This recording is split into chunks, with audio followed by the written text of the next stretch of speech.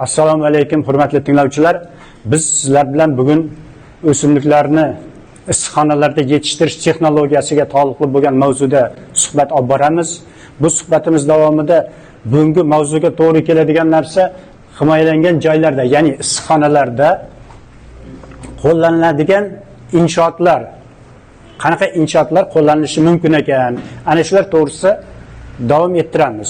Mana rejada ko'rib turibsizlarki, issiqxonalarda sug'orish tizimlari qanday ishlaydi?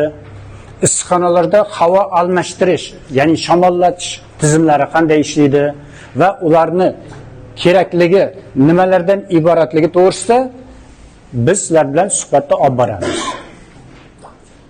Nima qiling?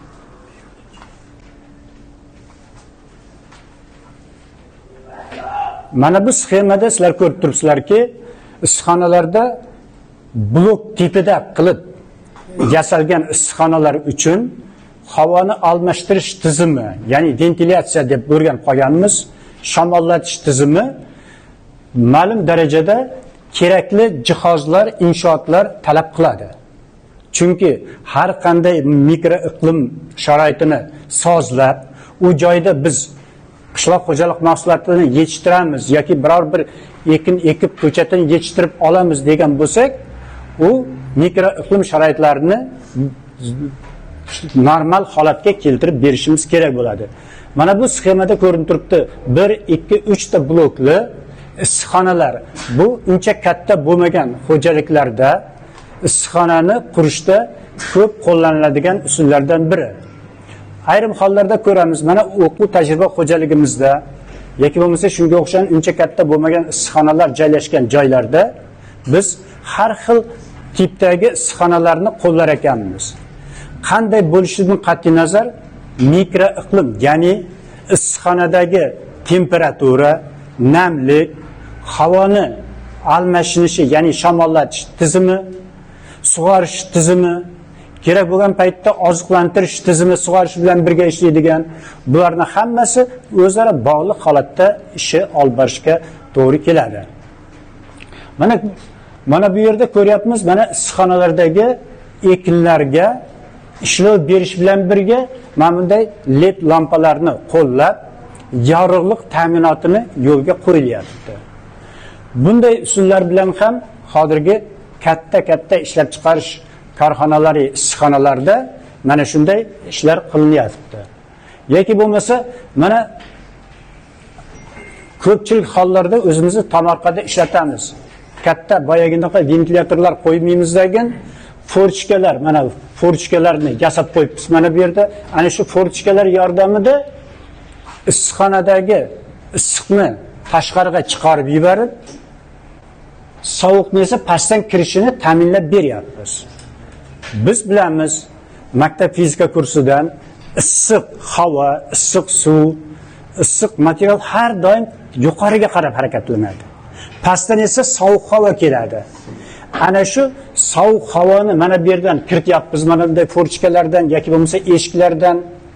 Undan keyin isib ketgan, endi bizni o'simlikka salbiy ta'sir qilishi mumkin bo'lgan issiq havoni esa biz tepada forchkalarni, mana bunday konstruksiyadagi yoki mana bunaqa konstruksiyadagi forchkalarni ochib, issiqni tashqariga chiqarib yuborish harakatlarini qilishimiz mumkin ekan.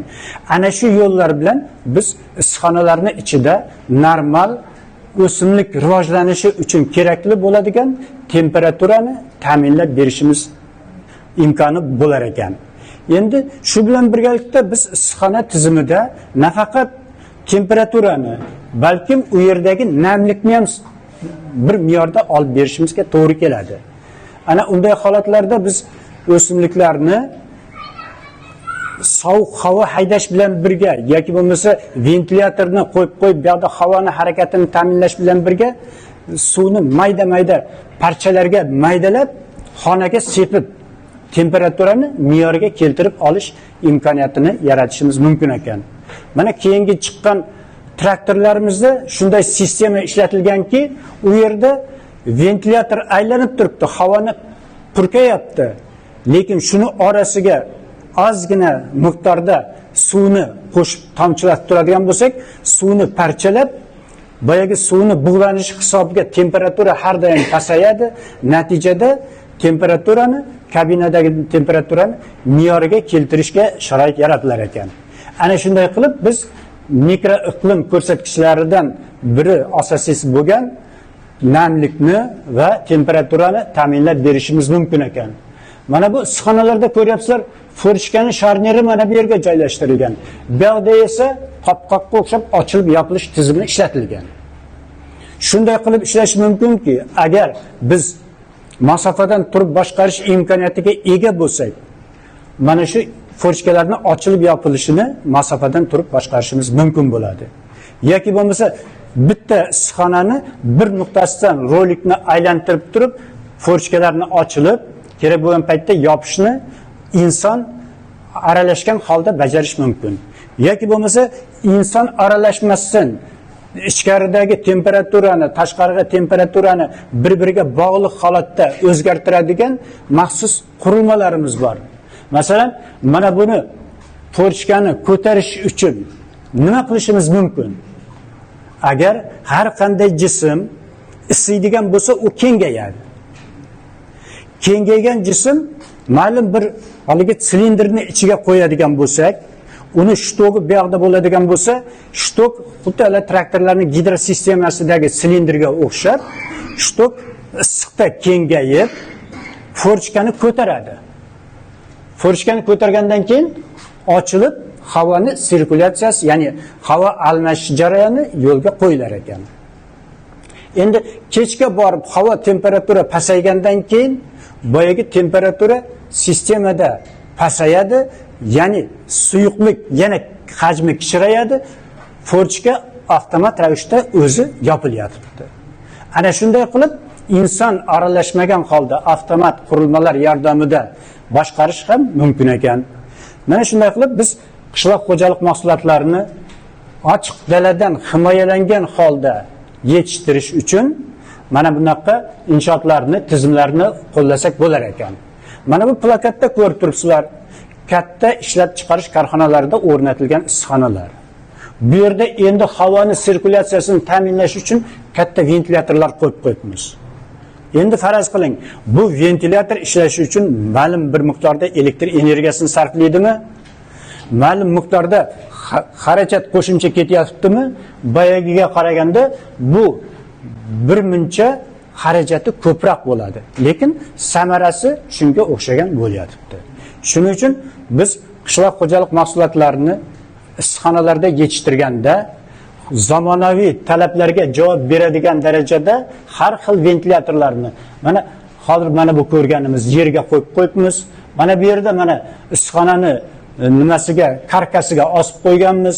Mana bu yerda ham xuddi shunga o'xshagan karkasga osib qo'yib issiqxonalarni sovutish tizimini yo'lga qo'yyapmiz.